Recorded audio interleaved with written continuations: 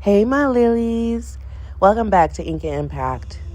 Today, we're stepping into something a little different. A story of faith, fear, and the unseen. You've probably seen the Conjuring movies. The jump scares, the darkness, the whispers that crawl through your skin. But what if I told you those stories were rooted in real people, real families, and a husband and wife who made it their mission to prove one thing, that the devil is real, but so is God. This is the story of Ed and Lorraine Warren, ordinary people with extraordinary gifts. Ed and Lorraine Warren began as skeptics. Ed, a self-taught demonologist raised in Bridgeport, Connecticut. Lorraine, a clairvoyant and trance medium who could perceive auras and sense presences since childhood. She was the spiritual compass. He was the investigator, the interpreter of the unseen. Together, they founded the New England Society for Psychic Research in 1952, the oldest ghost hunting organization in the United States. And while the world called them frauds, the families who needed them called them hope. Over the span of their lifetime, they've investigated over 10,000 cases, from hauntings and demonic possessions to cursed objects like the infamous Annabelle doll. Their work blended Catholic theology, spiritual discernment, and investigative evidence. Ed with his tape recorder and sketchbook, Lorraine with her prayers and sight. The world dismissed them until fear came knocking on real families' doors. And that's where the Conjuring begins. All right, it's 9:18. We're headed down into the cellar where the doors just opened on its own. Give us a sign that you want to communicate with us.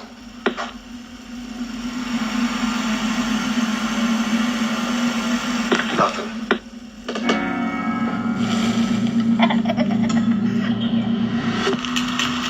What are you guys? Well, we've been called ghost hunters, paranormal researchers. But we prefer to be known simply as Ed and Lorraine Warren.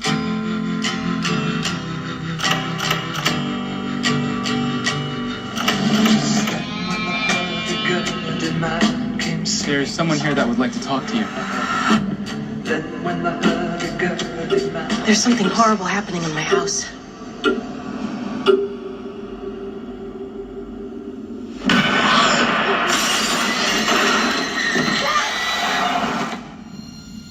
It's November 1st, 1971. I'm sitting here with Carolyn Perron, who, with her family, has been experiencing supernatural occurrences. You picking up anything in here, hon? Something awful happened here, Ed. What is it? Whatever Lorraine sees, feels, touches, it takes a toll on her. A little piece each time. You have a lot of spirits in here, but there's one that I'm most worried about because it is so hateful. Look what she made me do.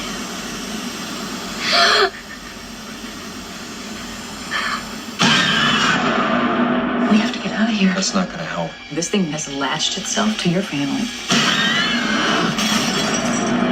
Father, we never seen nothing like this. I'm coming with you. No way. I can't lose you. There's a lady in a dirty nightgown that I see in my dreams. She's standing in front of my mom's bed.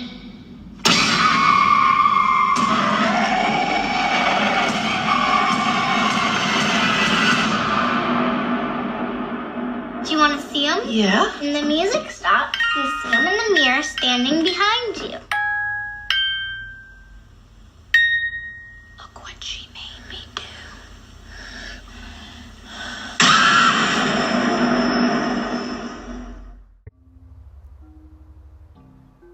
The Perron family. Now, before the Hollywood lights and the sequels, there was a farmhouse in Harrisonville, Rhode Island, built in 1736. The Perron family, Roger, Carolyn, and their 5 daughters, moved in during the winter of 1971, full of hope and new beginnings. But soon as the house began to change, things for them definitely start to change when the clocks start to be noticeably started stopping at 3:07 a.m. Doors creaked on their own, and unseen hands tugged at the girls' blankets at night. The land itself held secrets. Whispers of women named Bathsheba Sherman, who lived nearby in the 1800s, accused of witchcraft at the time and of sacrificing her child to the devil. Sorry, you guys. I was looking at something. Legend said she cursed the land and anyone who lived on it. When the Warrens arrived, they didn't come with cameras and lights the first go around. They came with crosses and holy water and faith. Lorraine could feel the entity immediately, and suffocating darkness clinging to Carol Perron.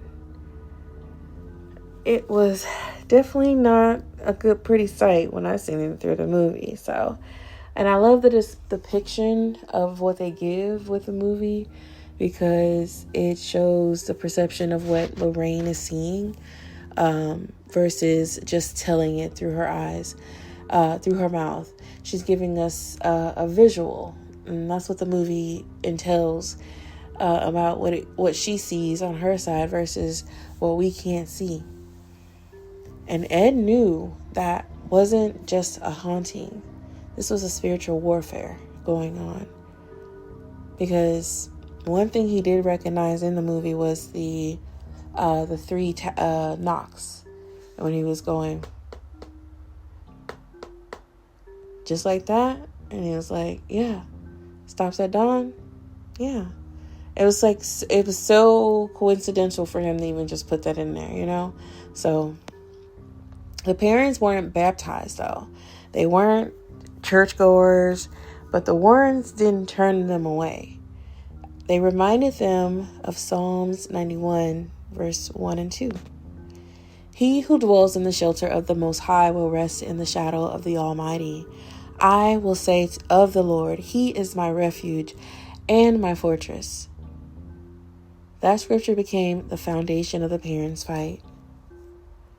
And through deliverance and prayer, they found peace even after years of torment. So, in the end, when we talk about the parents, we do want to say that first, the case taught the world that evil isn't confined to horror movies, and that faith is not the absence of fear. It's standing firm in the face of it. It scares us just thinking about it. When you hear it, you're gonna think we're insane. Try us. Please, from the start. It started out small, like a hand or a leg was in a different position. Then its head was looking up instead of down. And then one day it was in a completely different room. It was moving around by itself. Ever think that maybe somebody had a key to your apartment and was just playing a trick on you? That's exactly what we thought. But never once did we find any sign or evidence of intrusion. And this all led you to believe that the doll was possessed? Yes. Camilla got in touch with a medium. We learned from her that a 7-year-old girl named Annabelle Higgins had died in this apartment. She was lonely and took a liking to my doll. All she wanted was to be friends. When we heard this, we felt really sorry for her. I mean, we're nurses. We help people. So we gave her permission to move into the doll. Wait. You did what? She wanted to live with us by inhabiting the doll. We said yes. But then things got worse.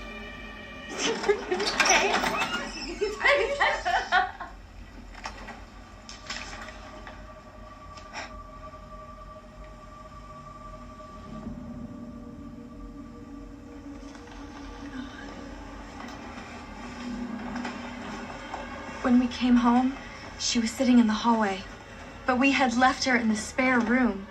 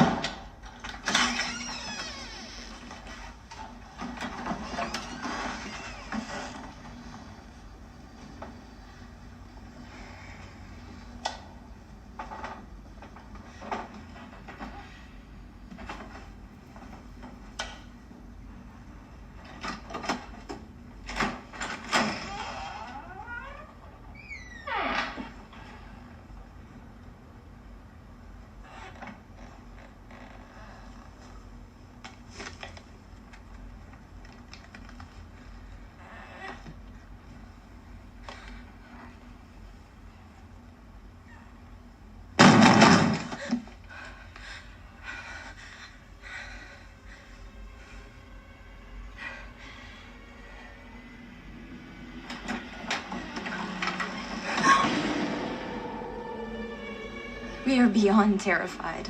We don't know what's going on or what to do. Can you help us? Yes, we can.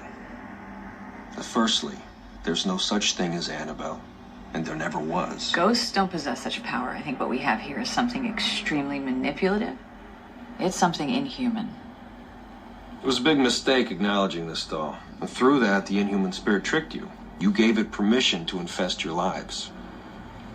What's an inhuman spirit? It's something that's never walked the earth in human form. It's something demonic.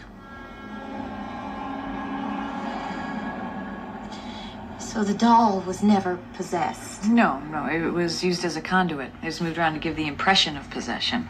Demonic spirits don't possess things. They possess people. It wanted to get inside of you.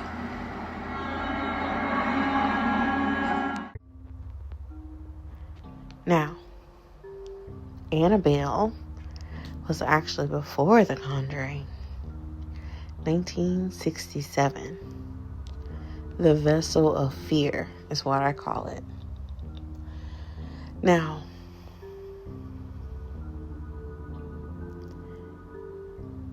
I'm trying to picture this in my own brain right now, but after the farmhouse came something smaller, but far more sinister. We're going in the angle of the movie releases, okay? Just want to point that out. A doll with a painted smile and button eyes, known as Annabelle. The story began with Santa Monica, Florida, in 1967.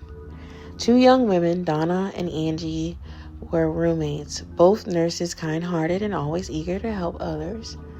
But Donna's mother found a vintage Raggedy Ann doll at a hobby store and gifted it to her daughter on her 28th birthday. I'm assuming she was a fan of dolls, why she wanted this, but I think they had a room full of dolls actually in the movie.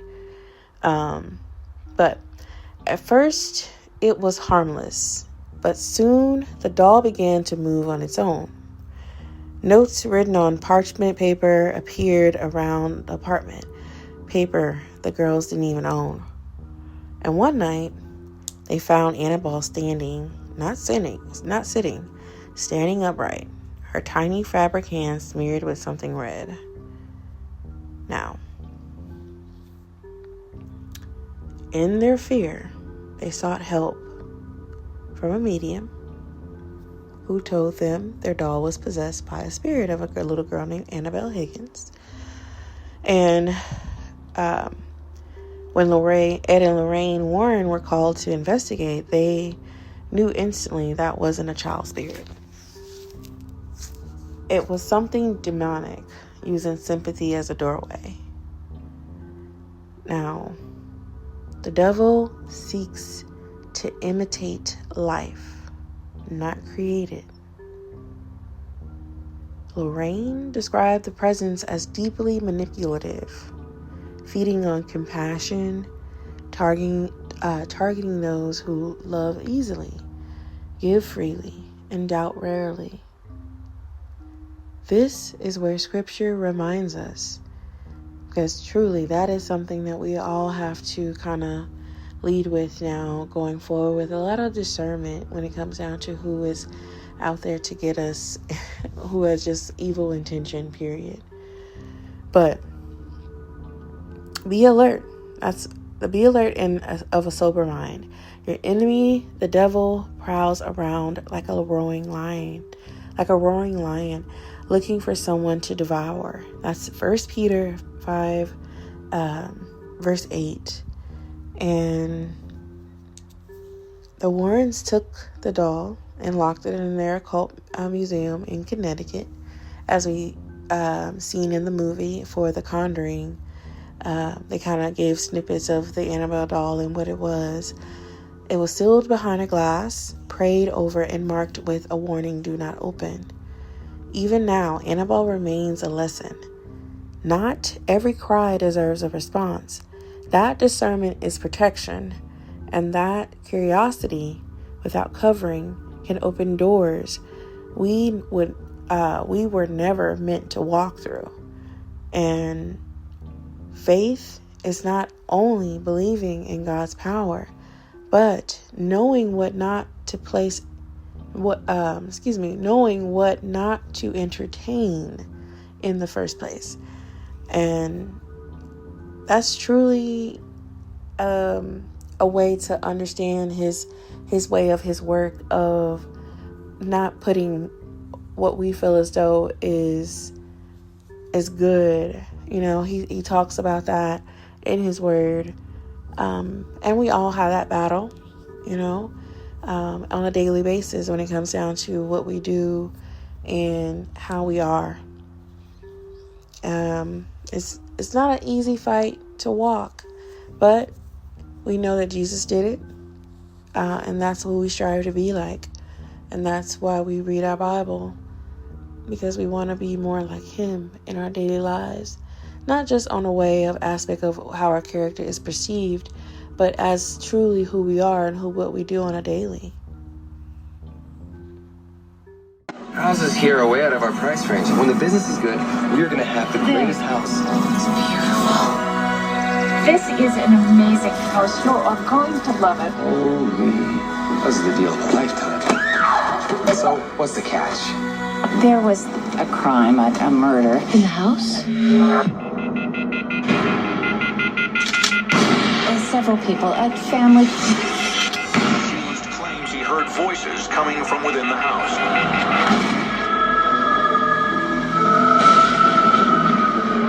Well, houses don't kill people.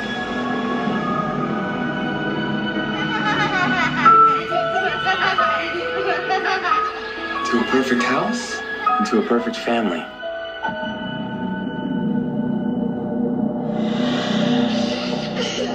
Who are you talking to? The girl who lives in my closet. And what's her name? Jody.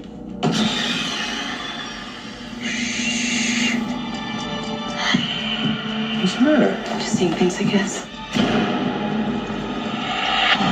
When did you come back to bed? I can't sleep. This is my mind. There was a family lived here some time ago. They had a similar problem. I'm living in their house. We need to get out of here. Just pack up and go. Everything we have is in this house. It's okay, Mommy. Jody won't hurt you. But the man who lives here, she says he's bad.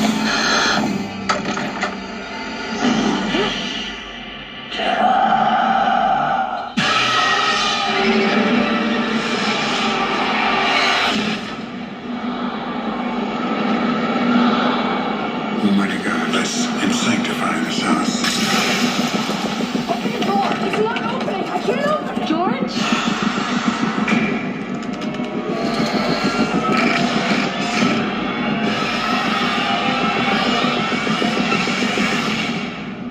There's something evil in my house.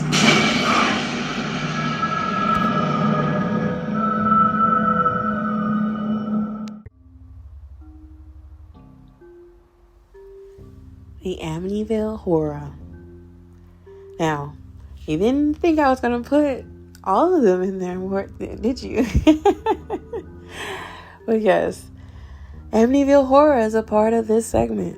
1974 is when this all occurred. The aftermath of evil is what I call it. Now, before the Conjuring's success, before fame, there was Amityville, November 13th, 1974. A quiet neighborhood in Long Island, New York, was shaken by the murders inside 112 Ocean Avenue.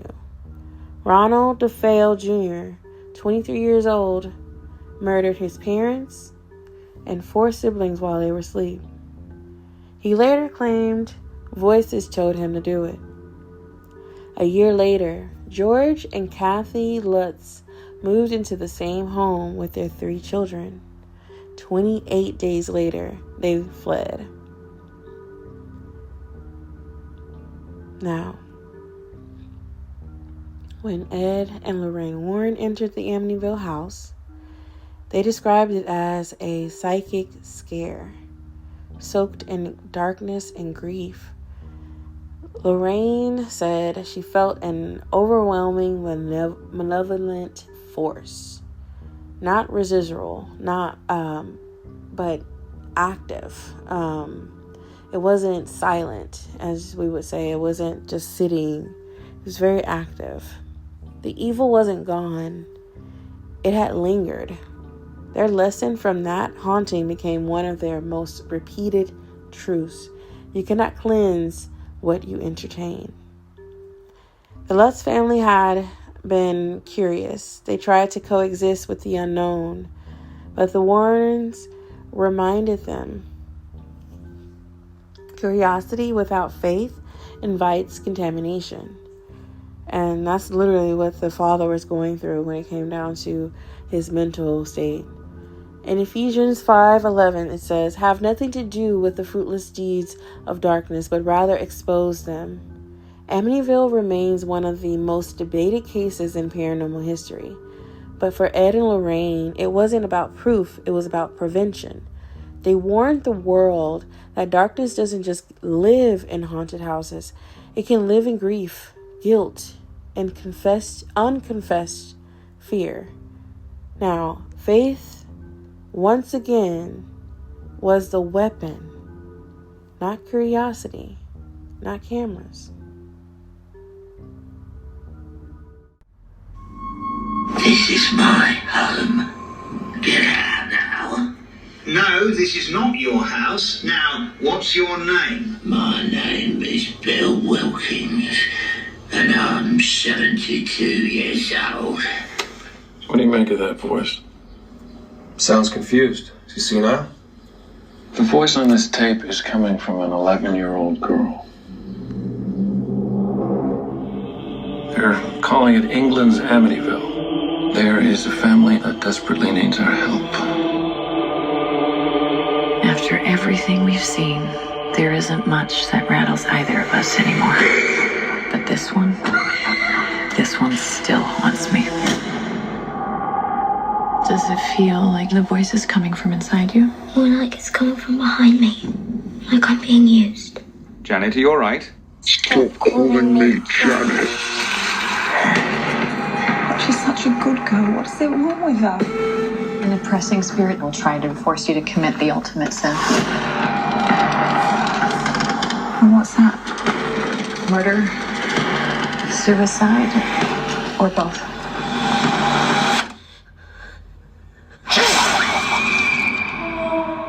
You believe us, don't you? Sensing a presence? I'm not sensing anything. All I can sense is their own fear.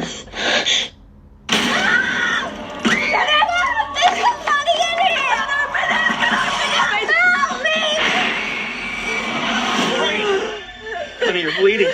What is happening? I had a premonition of your death.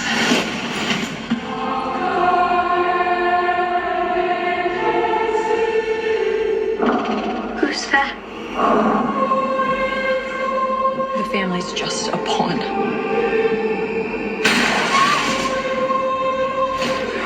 Something inhuman wants to kill you. If we keep doing this, you're going to die.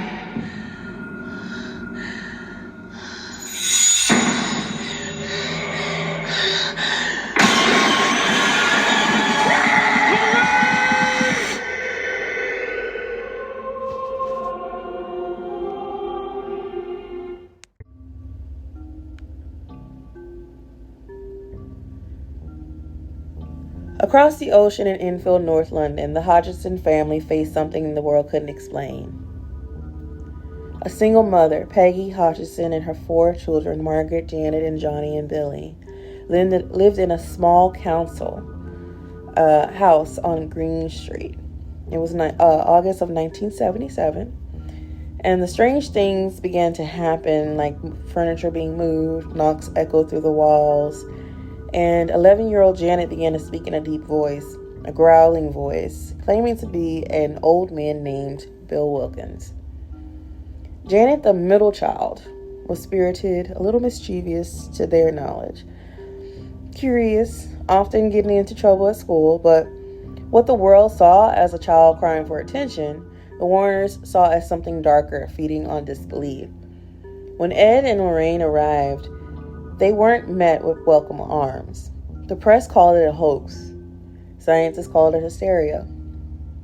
But Lorraine felt compassion for the girl immediately. And she knew when people stop believing in God, they start believing in everything else. Lorraine prayed with the family, even as Janet levitated, even as crosses turned upside down on the walls. Faith beyond fear, Ed said, is what separates deliverance from despair.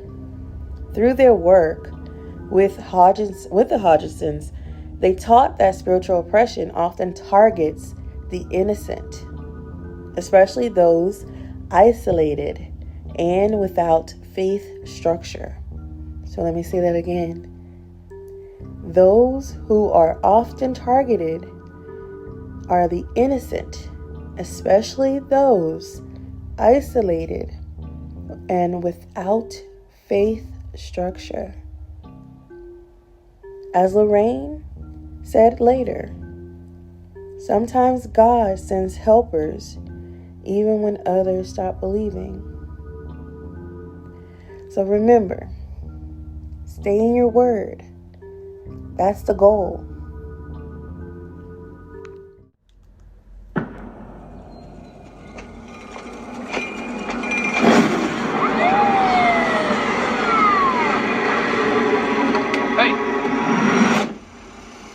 You okay there? Jesus. I think I hurt someone. This is Ed Warren, here with Lorraine. All right, let's get started. Residents of Brookfield were shocked this afternoon by the broad daylight murder of Bruno Sauls. The court accepts the existence of God every time a witness swears to tell the truth. I think it's about time they accept the existence of the devil. Whatever is going on, whatever happened that day, that was not Arnie. It's a witch's totem. We think your family was cursed. And that connection's still broken.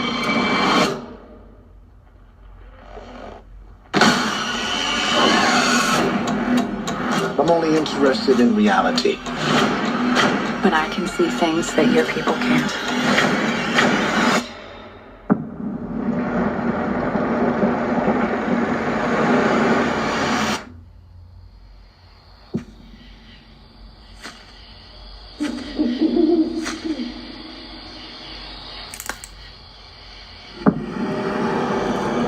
Something terrible happened here.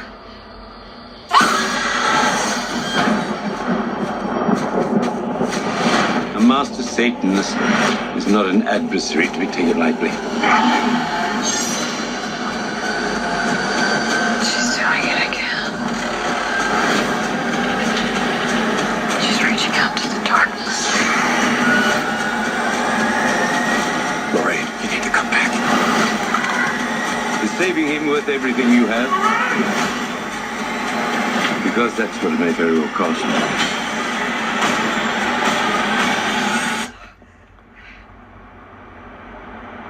you. Lorraine!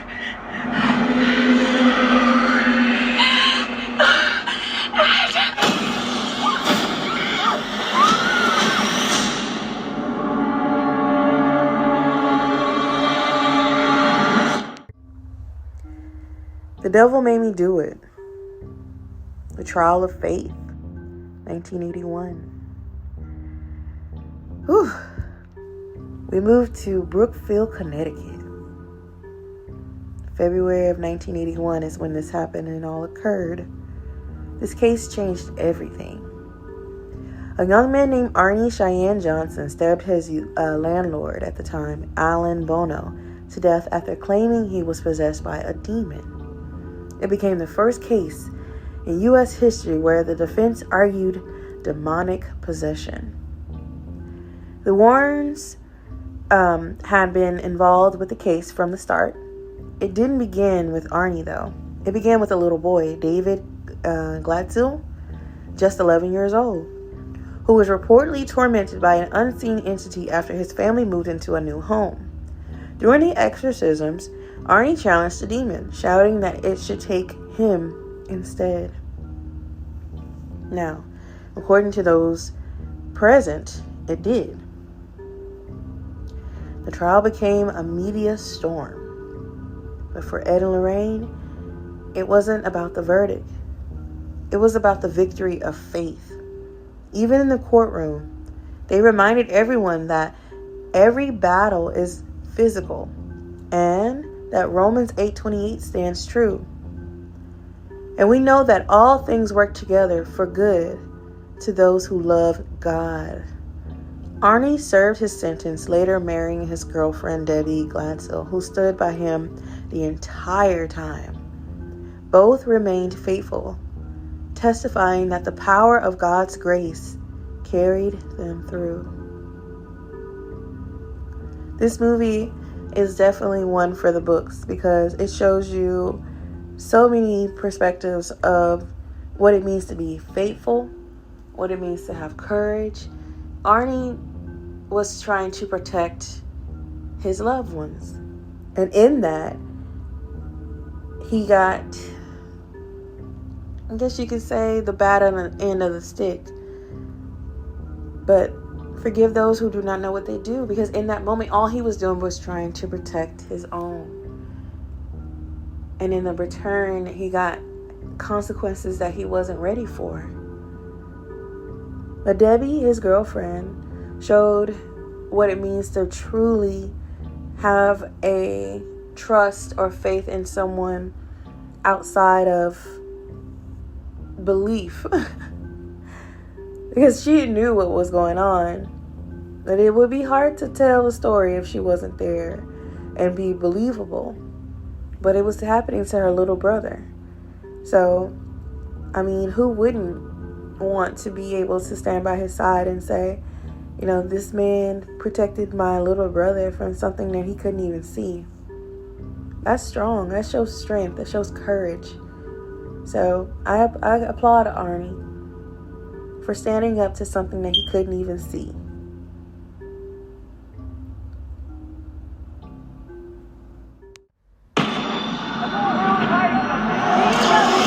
The devil has come to Pennsylvania. Jack and Janet Smurl claim that an evil presence has found its way into their home. 8 people live in this house. 8 people have experienced this. 8 people are not crazy.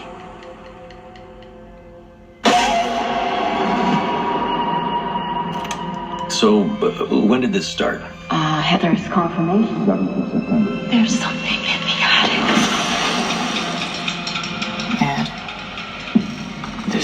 table here. Something I've felt before.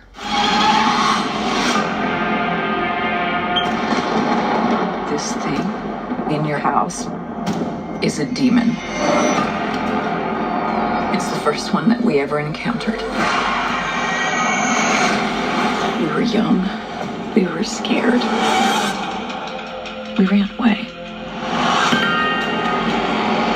And after all these years, it wasn't done with our family.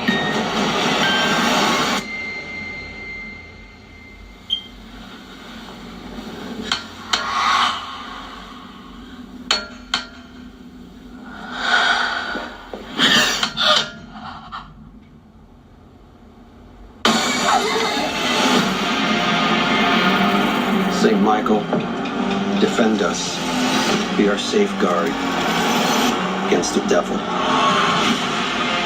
In nomine Patris, et Filii et Spiritus Sanctus, by the power of our Lord Jesus Christ.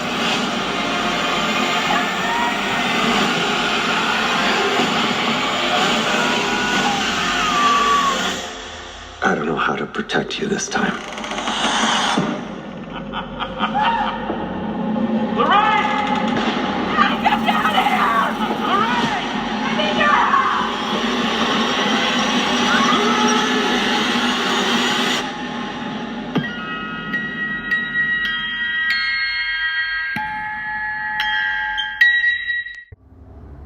The Last Rites, the Smurl family case.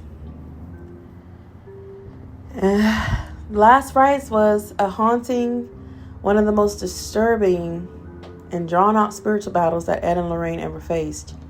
A haunting that stretched over more than a decade and pushed an entire family to the edge of faith. It was West Pittston, Pennsylvania, the year 1974. The home, a duplex on Chase Street, shared by Jack and Janet Smurl, their 4 daughters, and Jack's parents, John and Mary, who lived on the other side. That's 8 people in total. 2 generations under one roof, a family who just wanted peace and a place to grow. But peace didn't live there long. Not after the flood damage repairs were finished. Not after the walls began to knock on their own. Not after the smell of decay drifted through the rooms with no source. What began as a small, strange noise soon became violent. Furniture moved by unseen hands. Scratches appeared on walls and on people. Growls echoed from empty spaces, and every attempt to pray seemed to make it worse. Janet and Jack were devout Catholics. They didn't play with seances and witchcraft. They didn't seek attention. They sought help. But everywhere they turned, priests, neighbors, and even the church, they were met with doubt and ridicule until Ed and Lorraine Warren heard their story. When the Warrens entered the Smurl home, Lorraine immediately sensed a heavy spiritual presence. Dark, oppressive, and old. Ed later described it as a demonic infestation, a spirit that had rooted itself deep in the home, feeding off fear and exhaustion. The Warrens worked with the priest to bless the home and cleanse the space multiple times. Each time the home would calm, then the attacks would return stronger. Objects flew, foul odors came from nowhere. Even Jack himself claimed he was sexually assaulted by the entity, an experience Lorraine confirmed as genuine spiritual torment. This wasn't a haunting that ended overnight. It spanned over 13 years, from the mid-1970s into the late 1980s. Imagine trying to live and raise your children, stay faithful while your home itself becomes a battlefield. The Smurls' faith was tested in every possible way. Neighbors doubted them. The press mocked them. But still they prayed. They held onto God's word and trusted that he would send help. And he did, in the form of the Warrens, who refused to abandon them when others did. After years of torment, priests finally performed a formal exorcism sanctioned by the Catholic Church. The entity fought back violently. The Smurls held fast to prayer, to scripture, and to God's authority over all things dark. In the end, peace came quietly. No thunderclap, no cinematic ending, just stillness. The kind of stillness that only follows a storm. In the last rites, we hear the Smurls family's own reflections, their tears, their trembling voices, their faith. They speak not from fear anymore, but from understanding. They lived through oppression, and in that suffering, they found deliverance. Romans 8:28 reminds us, and we know that all things work together for the good to those who love God, to those who are called according to his purpose. Their testimony shows us that deliverance doesn't always come quickly. Sometimes it's endurance that becomes the miracle. God redeems pain through perseverance, because testimony is part of deliverance. When you speak what God has brought to you through, you cast light into the darkness that once held you captive. 8 people lived in that house. 8 souls battled through darkness and fear. And in the end, faith won. Evil doesn't get the final word. God does.